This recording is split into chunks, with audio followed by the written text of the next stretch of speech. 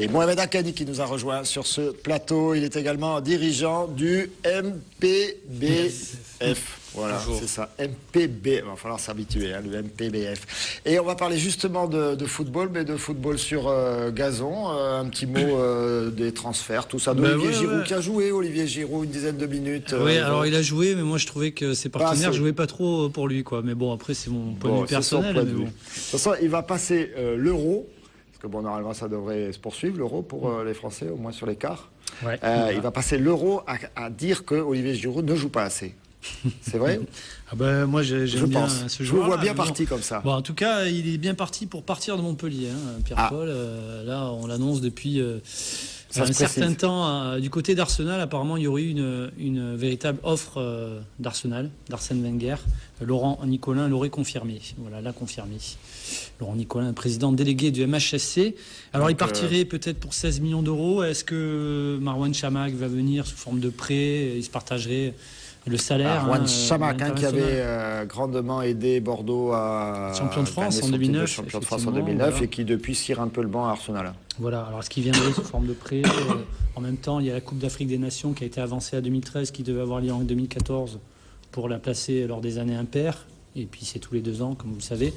Donc on se passerait de Chamakh, de Belanda, de Henri Bédimo lors de la Coupe d'Afrique des Nations au mois de janvier. C'est un peu compliqué. Il y a aussi Lima, un Brésilien de Braga qui est proposé, mais bon, 5... Braga, c'est au Portugal. Voilà, Portugal, 5 à 6 millions d'euros. Donc ça effraie un petit peu Montpellier et puis Marseille, parce qu'il a été proposé également à l'Olympique de Marseille, puisque vous savez que c'est Loïc Rémy qui va partir du côté de Marseille également. Par contre, ce qui est presque sûr, c'est Gaëtan Charbonnier, voilà, attaquant de Ligue 2 à Angers, qui devrait signer dans les prochains jours. Il serait un peu le profil d'Olivier Giroud. Hein. Voilà, exactement. 23 ans, 1m88, 80 kg. Voilà, ça rappelle quelqu'un. Voilà, un espoir du football français. Et voilà, il serait mis d'accord sur un montant d'1,5 million d'euros. Et voilà, une autre piste en défense centrale. Alors, est-ce que Mapuyanga Biwa partira? Certainement. Vu que Daniel Congré, le capitaine de Toulouse, intéresse vachement René Girard. Et voilà, donc là, ce serait aux alentours de 5 millions d'euros, mais un peu trop cher pour Montpellier. Et puis Anthony Mounier, l'ex-espoir lyonnais, qui évolue à Nice, donc attaquant de couloir, qui pourrait jouer à gauche, à droite, voilà. D'accord. Et par contre, ça va être plus court sur les crocos, parce que là, calme plat. Ah ben, les crocos, calme plat. En tout cas, la DNCG a validé les comptes, donc c'est déjà bon. On fait ça pour les comptes, on fait confiance au président Gazon. Il y a une date importante, on est tranquille. Le 20 juillet. Le 20 juillet face à l'Olympique de Marseille. Oui, pour un match amical. Un match amical. De préparation, donc ça c'est une bonne date, au Costières. Voilà ce qu'on peut dire. Et puis voilà, Victor Zvunka, le nouvel entraîneur. Zvanka. Il va y arriver en vacances en Corse, voilà. Oui, donc la semaine prochaine. C'est bien, c'est sympa la Corse pour préparer la saison. Et voilà, donc ça c'est un petit message pour Pierre-Paul Castelli. Et voilà en ce qui concerne le foot, Pierre-Paul. Ok, eh ben on parle de piscine, on plonge. Allez, on parle de water-polo et forcément cette finale aller à Marseille, au Cercle des nageurs de Marseille, près de la plage des Catalans. C'est pas facile d'aller gagner là-bas. Vous l'aviez fait cette année en championnat. Et là, vous êtes incliné assez lourdement, 19 à 12, dans des circonstances un petit peu particulières, puisque vous avez dû sortir, Mathieu, lors de la deuxième période, le bilan, fracture de 3 côtes, c'est ça? C'est ça, 3 côtes fracturées. On savait que ça allait être dur, mais bon, au vu de... Je veux dire, c'est un peu le problème du championnat français, puisqu'on se rend compte que d'un côté, on a une demi-finale assez facile contre Douai, qu'on va gagner 11-5, 10-1. Derrière, Marseille qui va perdre à Nice 9-6, et derrière qui gagne chez eux 18-12 et qui regagne chez eux le lendemain 10-11. Donc on va dire que les Marseillais étaient beaucoup plus près et mieux préparés que nous pour aborder cette finale. Derrière, on avait gagné chez eux 12-9, mais il manquait leur gardien titulaire, donc ça avait beaucoup pesé en défense. Après, voilà, on va pas commencer à chercher des excuses sur le déroulement du match, sur le fait que j'ai dû sortir pour blessure, sur le fait de beaucoup de choses. Je pense que comme d'hab, on a prouvé qu'on n'était pas prêt à se jeter dans ce gros défi qui nous attendait. on est rentré encore un peu attentiste, même si... vous avez bien démarré quand même. Ouais, vous meniez en premier 4-2, carton, 3-2. Ouais, 3-2, puis 4-2. Ouais. Après, on mène 6-4. Et pareil, qu'on a encore, comme ça a été tout au long de la saison, des ballons pour tuer le match, comme on a eu chez nous contre Nice, comme on a eu chez nous contre Marseille au retour. Et puis voilà, bon, il y a une bonne défense marseillaise qui était très pressante, très agressive. Et donc qui nous a mis en difficulté. Et puis derrière, bon, on connaît le jeu de Marseille, très vif sur les contre-attaques. Voilà, une fois qu'ils sont devant, il n'y a aucun souci. Après derrière, quand vous voyez que moi je sors sur blessure, qu'après derrière Chipotel prend sa 3e faute, Pira prend 3 fautes, Verjade prend 3 fautes. Vu sur un effectif de 11, il ne reste plus beaucoup de personnes sur le banc. Donc après, l'effectif fourni de Marseille qui est 14, voilà, qu'après, à ce niveau-là, ça va vite après. Mathieu, on va... Comment peut-on se blesser au water-polo? Comment on peut se blesser dans tous les sports? C'est-à-dire, il y a des pathologies propres au water-polo, c'est-à-dire les tendinites, les adducteurs, les épaules. Mais après, derrière, voilà, on a toujours continué de dire ce qui se passe en mêlée au rugby, ça se passe sous l'eau au water-polo. Il faut pas oublier que bon, il y a 2 arbitres, mais ils sont au bord du bassin et ils sont pas assez élevés pour voir plus ou moins vraiment tout ce qui se passe hors de l'eau. Et puis voilà, quand il y a un peu le bouillon, ça part un peu. Et c'est quoi? C'est un coup de coude? C'est un coup de genou. C'est un coup de genou. C'est un coup de genou. Après voilà, après on peut mettre le doigt sur l'arbitrage qui a été encore une fois dépassé et pour ma part incompétent, puisque dès la 2e minute sur une contre-attaque, un coup de pied hors de l'eau que je prends dans la figure du même joueur qui me cassera les côtes 10 minutes plus tard.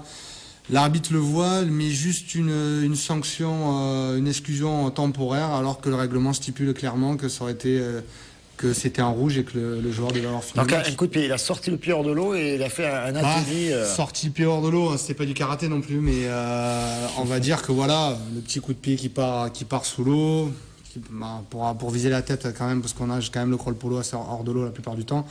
Donc voilà, donc ce qui est choquant, c'est pas tellement que le pied soit mis dans. Ouais, soit mis, voilà. C'est l'arbitrage derrière. Voilà, c'est que l'arbitrage le voit et que le règlement n'est pas appliqué, point barre. Voilà, bon, donc, moi je vous propose de regarder la chaîne Marseille. Un reportage préparé par la chaîne Marseille, donc c'est fait à Marseille. Hein. On regarde. Mais c'est les amis, hein. C'est un peu doux aussi. J'espère qu'ils sont objectifs. C'est parti. Premier acte à Marseille pour la finale du championnat de France de water-polo où le CNM, septuple tenant du titre, recevait le Montpellier water-polo dans l'antre du bassin Pierre Garceau. Et première manche en faveur des Marseillais qui, s'ils ont mal débuté la rencontre, se sont finalement imposés aisément sur le score de 19-12. On a réussi en fin de 12e période d'imposer notre rythme, mais c'est comme ça qu'on a réussi de gagner ce match et de marquer 19 buts. On n'a pas été dedans de la première minute à la dernière minute. On arrive quand même à mettre 12 buts. On va essayer de garder ça, je crois que c'est le seul truc de positif. Une première finale sous tension qui a tenu ses promesses malgré plusieurs expulsions et un blessé. Et la provoque, ce qui est un peu normal parce qu'on ne peut pas s'attendre à que du physique, c'est du physique.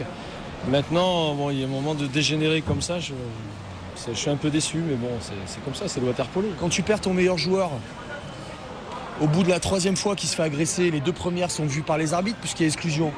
Et que la 3e fois, ils n'ont toujours pas compris, je trouve ça un peu scandaleux. Une rencontre disputée qui annonce déjà la couleur du match retour. Je m'attends à une très grosse ambiance, sans doute 2500 personnes environ. Et ça va être beaucoup plus dur qu'ici, il va falloir vraiment bien rentrer dans le match. Et après, si on réussit à être un peu devant, on va pouvoir un peu mieux gérer. Oui, on va être confiant. De toute façon, il va falloir qu'il aille chercher ce match. Et puis après, on verra comment ça va se passer la semaine prochaine. Et malgré la confiance, rien n'est encore joué de part et d'autre. En cas de victoire Montpellier-Rennes samedi prochain, il faudrait même attendre jusqu'à dimanche et le match d'appui pour voir le champion de France sacré.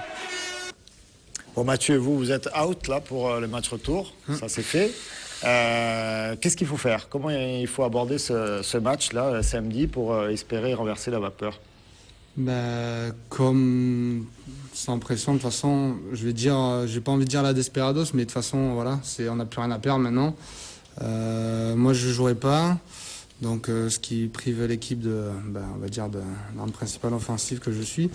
Derrière, après, je pense qu'il va vraiment falloir que les gars se mettent dans la tête que c'est la dernière chance. que faut y aller, faut se donner corps et âme dans ce match, ne serait-ce que non seulement pour gagner, mais pour sortir la tête haute de cette finale si on doit être éliminé, mais surtout en remerciement pour le public qui sera présent samedi pour soutenir cette équipe, pour les remercier de la belle saison qu'on a fait, qui nous ont apporté en nous soutenant. Donc je pense que samedi, ça va être l'enjeu de beaucoup de choses. Donc de sortir de là avec honneur si on est éliminé, mais surtout de prouver, je vais dire la tâche la plus importante qu'on va devoir accomplir, c'est de montrer, que l'équipe montre que même sans moi, elle peut gagner, elle peut s'en sortir. J'ai confiance en mes coéquipiers à 200%, je connais leur caractère, je connais leur motivation. Je suis allé les voir ce matin après quand je leur ai annoncé ma blessure. Bon, ils étaient abattus, mais j'ai vu dans leurs yeux une bonne haine et une grosse motivation de dire on va jouer pour toi et on va pas te venger, mais on fera ce qu'il faut pour essayer de gagner ce match. Ouais, parce que Mathieu Pesson était meilleur buteur du championnat, 77 buts avant la demi-finale, hein, je tiens à le préciser. Non, avant la demi-finale. Avant la demi-finale face à Douai, et vu que tu en as mis 6 je finis à 88 là. Voilà, 6, voilà, donc voilà. Donc voilà, la meilleure arme offensive de Montpellier est out, en tout cas pour cette demi-finale aller qui a lieu à 19h, qui a été avancée, cette finale retour qui a lieu à 19h, qui a été avancée parce que l'équipe de France de foot peut jouer éventuellement à 20h45. Oui, donc, en cas de 19h à Antigone. Qualification. En tout cas, Mathieu, ça risque d'être un petit peu tendu quand même. Hein.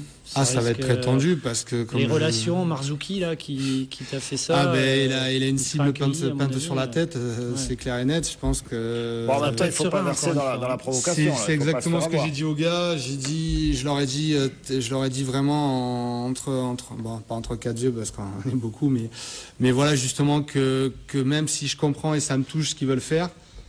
Que ça soit pas au détriment du jeu, que ça soit pas au détriment de la possibilité qu'on ait de gagner ce match. Donc d'abord se préoccuper du jeu et après voilà si on gagne à moins d'un ou deux buts, de faire comprendre à un moment donné que certains actes, même s'ils ne sont pas punis par les arbitres, on ne laissera pas passer en tant qu'équipe quoi. Ouais, parce qu'on se souvient la finale de l'an dernier avec Petar Kovacevic, qu'on a entendu, l'entraîneur de Marseille justement, qui avait frappé un arbitre. Enfin voilà, l'image du water-polo. Ça prouve toute la mauvaise image qu'on a. C'est un peu la finale, c'est un peu le match qui est médiatisé dans l'année, quoi. C'est le seul match qui attire tout le monde. Ça donne pas une bonne image du water-polo. Puisque au retour, on a fait pratiquement plus de 2000 personnes dans la piscine, ce qui s'est jamais vu dans l'histoire du water-polo français.